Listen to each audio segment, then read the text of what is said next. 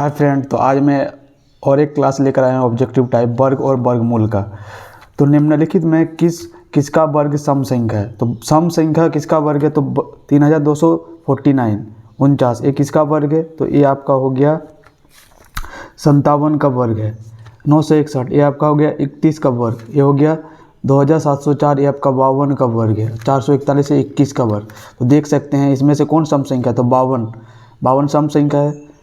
तो आपका आंसर हो जाएगा सी, यानी किसका वर्ग सम संख्या है, तो 52 का स्क्वायर इतना होता है, तो ये वाला इसका वर्ग हो। और ऐसे भी पहचानना हो तो हमेशा याद रखिएगा, किसी भी सम संख्या के वर्ग जो होगा उसका जो मान होगा वो सम संख्या ही निकलेगा, यानी ऑप्शन नंबर सी हो जाएगा आपका आंसर। निम्नलिखित में किसका वर्ग विषम है, तो विषम वर्ग किसका है, ये 13 का स्क्वायर, ये 14 का स्क्वायर, ये 24 का स्क्वायर और ये 22 का स्क्वायर, ये 24 का स्क्वायर।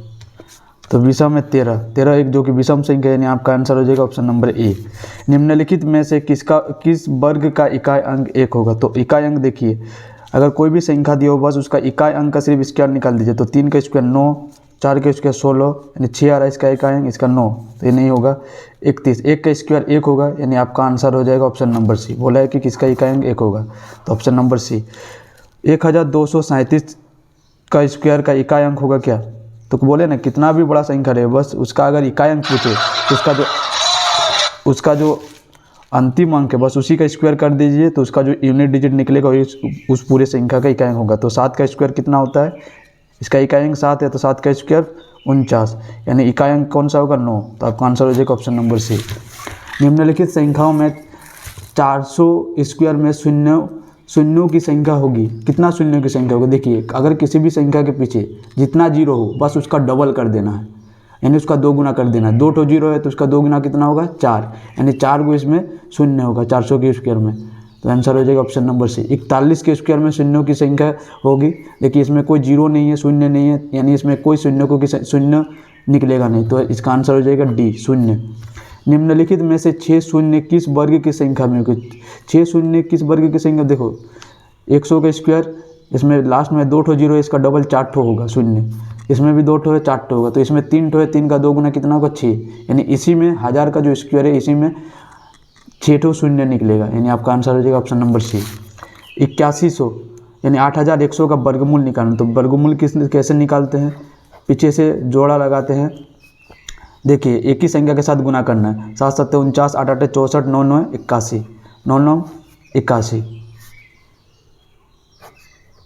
9 9 81, इनको जोड़ना पड़ेगा 18। अब 2 ठो जीरो बच्चा है, उतारेंगे फिर जीरो देंगे, तो 0 0 से पूरी तरह से ख़त्म हो जाएगा, तो आपका आंसर हो जाएगा 90, यानी इसका वर्गमूल हो जाएगा ऑप्शन नंबर बी। उसी तरह से 2809 का वर्गमूल होगा, तो बस वर्गमूल निकालना, पीछे से जोड़ा लगाएंगे 2 टो करके, पूरी हो गया जोड़ा। अब देखिए एक ही संख्या से गुना करना है, ऐसा नहीं कि 5 का 4 के साथ 3 का 4 के साथ, ऐसा नहीं, भाग नहीं कर रहे, इसमें गुना कर रहे हैं। तो 4 4 16, 5 5 25, 6 6 36, ज़्यादा हो रहा है तो 5 5 25, यहाँ 25 लिख देंगे, इसको घटाएंगे तो 3, और इधर को जो है ना जोड़ना पड़ता है, 5 और 5 को जोड़ेंगे तो 10। अब ये पूरा 2 ठो संख्या उतरेगा, अब किस में दें, ये पूरी तरह से हो जाएगी तो 3 से देंगे, तो इधर भी 3 देंगे, इधर भी 3, देखिए 103 के साथ देंगे तो एक ही संख्या उतरेगा, ऐसा नहीं कि ये 3 ये 4 हो गया, तो 3 3 उतरा, तो 309 पूरी तरह से कट गया, तो इसका आंसर हो जाएगा ऑप्शन नंबर सी। 1 + 3 + 5 + 7 + 9 + 11 + 13 का योगफल होगा। देखो बिना जोड़े आप कितना आसानी से ट्रिक के साथ बना सकते हैं। अगर कोई विषम संख्या क्रमागत है तो कितना संख्या 1 2 3 4 5 6 7, तो 7 का स्क्वायर कर दीजिएगा, वही आपका आंसर हो जाएगा, यानी 49, आप ऑप्शन नंबर ए। अगर कोई संख्या क्रमागत है तो जितना संख्या है गिन लेना, उसका स्क्वायर कर देने से, उसका जोड़ने से भी आपका आंसर उतना ही आएगा 49, तो आपका आंसर हो जाएगा ऑप्शन नंबर ए। 43 स्क्वायर और 44 स्क्वायर के बीच कितनी प्राकृत संख्या है, तो इसका पता लगाने के लिए कुछ नहीं करना पड़ता है। देखो क्रमागत 43 और 44 है, इनके बीच कितनी प्राकृत संख्या है, तो पहला वाला जो संख्या है ना 43, बस इसका 2 गुना कर देना है, कितना हो जाएगा 86।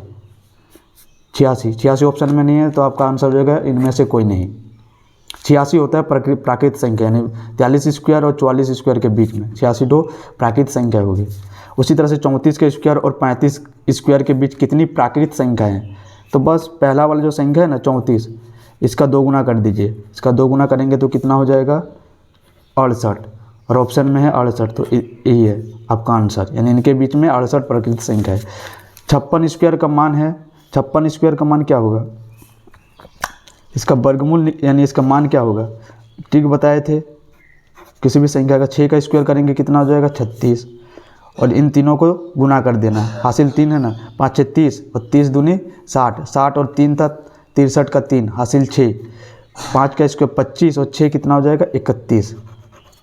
तो आपका आंसर हो जाएगा ऑप्शन नंबर बी, 3136 इसका मान होगा। उसी तरह से देखिए 1111 स्क्वायर का मान क्या होगा? तो बस एक ट्रिक है, जैसे 4 तो संख्या है ना, 1 2 3 4, इसके स्क्वायर निकालना है तो बस 1 2 3 4 लिखना है, और पीछे से 4 है ना लास्ट तक, फिर उसके बाद 3 लिख देना है, इधर 2 लिख देना और 1, तो ये हो गया आपका 1111 का स्क्वायर। उसी तरह से अगर 111 का निकालना हो तो बस स्क्वायर निकालना हो तो 1 2 3 तो है, तो वहाँ 1 2 3 और पीछे से पलटेगा, इधर 2 हो जाएगा, इधर 1, तो इस तरह से आपका निकलेगा। तो आपका ये वाला इसका आंसर हो गया आपका ऑप्शन नंबर सी। एक आयत का क्षेत्रफल इतना है, यदि लंबाई 4x है और चौड़ाई x है, तो लंबाई और चौड़ाई का अनुपात क्या होगा? सिंपल सा देखिए, x और x, इसके साथ 4 मल्टीप्लाई है, इसके साथ 1 मल्टीप्लाई है, इसका अनुपात पूछा है, तो आप इसका जो अनुपात होगा 4:1, ऑप्शन नंबर बी। एक आयत का क्षेत्रफल 500 सेंटीमीटर स्क्वायर है, यदि लंबाई 5x और चौड़ाई x है, तो लंबाई और चौड़ाई का अनुपात सेम, इसके साथ कितना मल्टीप्लाई है? 5, तो 5:5, 5 अनुपात, और इसके साथ 1 मल्टीप्लाई यानी 5:1, तो इसका आंसर हो जाएगा ऑप्शन नंबर ए। 31.36 का वर्गमूल क्या होगा? 31.36 का वर्गमूल देखिए अभी निकाले थे, 56 का स्क्वायर है, ये 56 के स्क्वायर यानी 5.6,